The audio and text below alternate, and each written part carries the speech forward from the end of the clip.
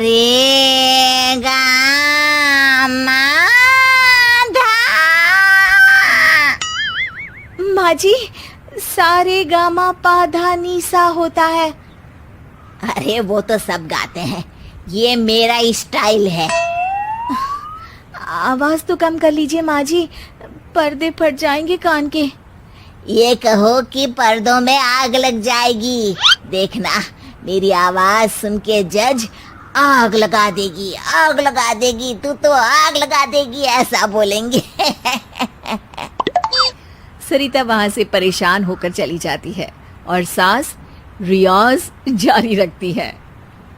सारे गाओ, सारे नाचो।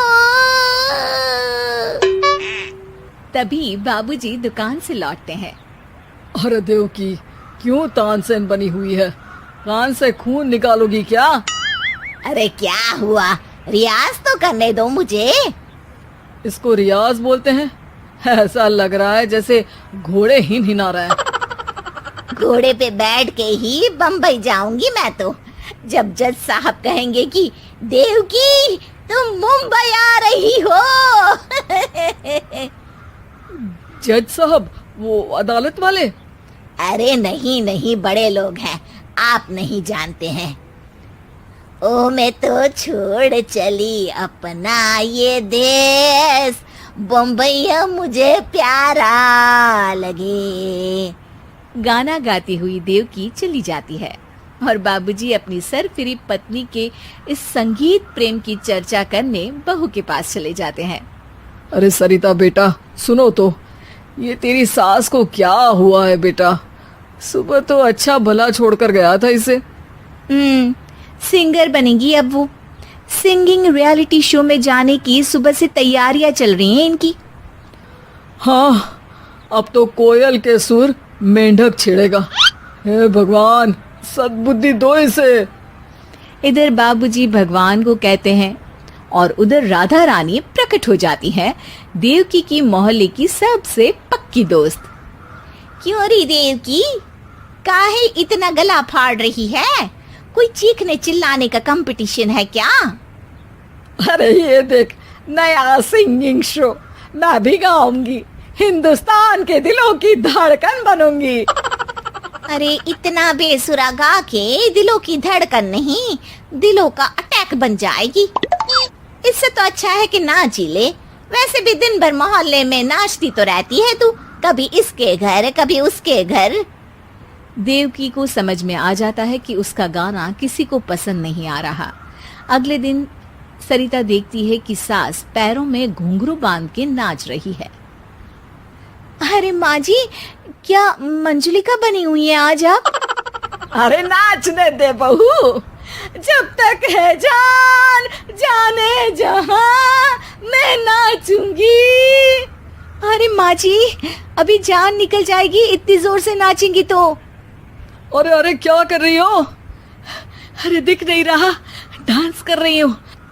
अरे जैसी तुम्हारी हरकत है, तुमको तो नागिन डांस करना चाहिए। वो भी करूंगी, भांगड़ा भी करूंगी, देखना जज मुझे देख के स्टैंडिंग ओवेशन देंगे।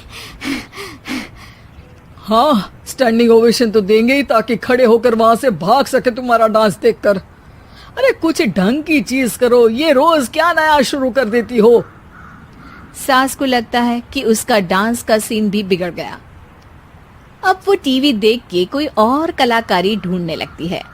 तभी उसे टीवी पर खतरों के खतरनाक खिलाड़ी शो दिखता है, जिसमें लोग अलग अलग स्टंट करते हैं। बस देवकी को नया काम मिल जाता है। अगले दिन सुबह देवकी डंबल लेकर कसरत करने लगती है। माँ जी, ये क्या कर रहे हैं आप? अरे खली जैसे बनकर खलबली मचा दूंगी। कल मैंने खतरों के खतरनाक खिलाड़ी देखा और सोच लिया कि मुझे वही जाना है। हाँ बस। तभी वहाँ बाबूजी भी आ जाते हैं। अरे इतना भारी डंबल, अरे गिर मत जाना कहीं लेकर। अरे चुप करो, तुमसे कुछ नहीं होता इसका मतलब ऐसा नहीं कि मुझसे भी कुछ नहीं होगा। मैं तो खतरों के खतरनाक खिलाड़ी में जाने वाली हूँ। हाँ मैं तो इस शो में तभी गया था जब तुमसे शादी हुई थी। तुमसे शादी करना भी खतरों के खतरनाक खिलाड़ी में जाने से कम थोड़ी ना। अब चुप भी रहिए। अरे बहू, वो भारी वाला डंबल उठा कर ला तो। अरे ना माँ जी, आप संभाल नहीं पाओगी। अरे मैंने टीवी में देखा था, एक आदमी कार उठा लेता है, इतना तो मैं उठा ही सकती हूँ ना। बहू घबराते हुए भारी वाले डंबल माँ के हाथ में दे देती है। जैसे ही माँ दोनों हाथ ऊपर करती है, पूरे शरीर का बैलेंस बिगड़ जाता है और वो पीछे की तरफ गिर जाती है। डंबल जाकर टीवी में लगता है और टीवी फूट जाती है। माँ जी, उठिए माँ जी। बाबूजी बहुत तेज हंसने लगते हैं। बाबा, टीवी और बीवी दो टेंशन थे मेरे, आज एक कम हो ही गया। बहू भी सास को उठाते उठाते इस बात पर ताली बजाकर हंसने लगती है और देवकी फिर से गिर जाती है।